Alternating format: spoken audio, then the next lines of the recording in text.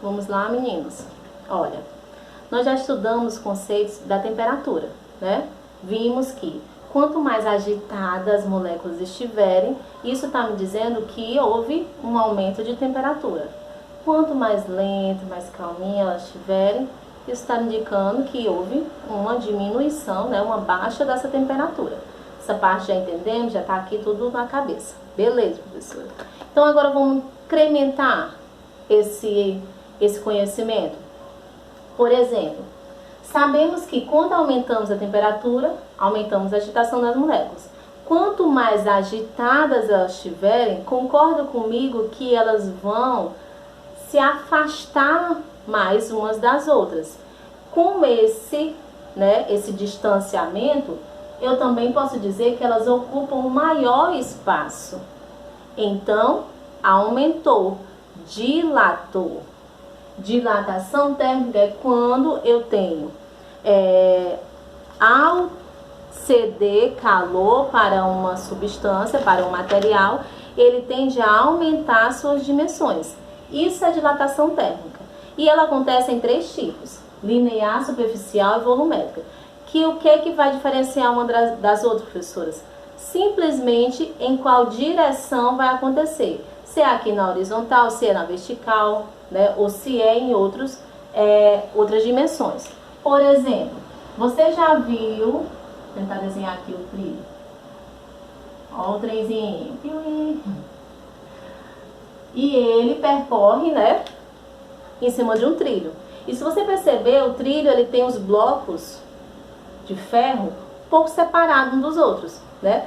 Justamente porque eles permanecem expostos ao sol durante o dia inteiro. Então, com o aumento de temperatura, aumenta a agitação das moléculas, elas tendem a se afastarem mais e isso faz com que elas ocupem um maior espaço, aumentem de tamanho.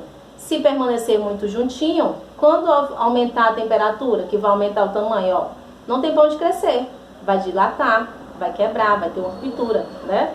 E por isso que há essa folga entre os blocos. Da mesma forma acontece com as cerâmicas que são colocadas nas fachadas das casas. Elas são colocadas de maneira a tal a que quando houver essa dilatação, ela possa ainda, né, ter um espaço para que não aconteça, né, de romper, se quebrar, tá certo?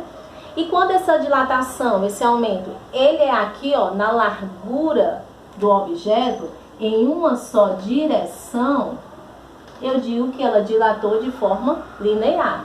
Já se eu tenho um aumento, não só agora na largura, mas também na altura, né? Aqui, ó, largura e altura, horizontal e vertical, eu tenho 2 direções. Ela tem uma dilatação superficial.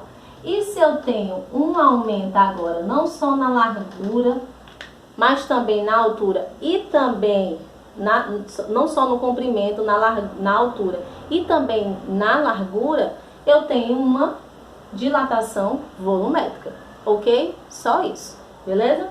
Agora vamos falar sobre esse detalhe que acontece com relação à água.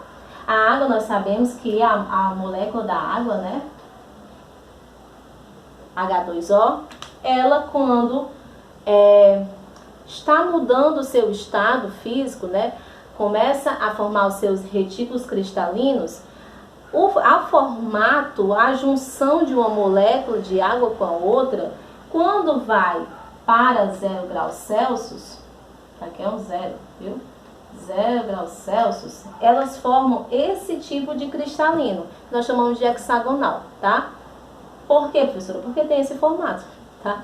Mas, concorda comigo que há um maior espaço entre as moléculas? Por quê? Por causa desse encontro, dessa forma cujas moléculas da água se encontram, né? Por conta do formato do gelo, eu encontro um maior espaço entre as moléculas.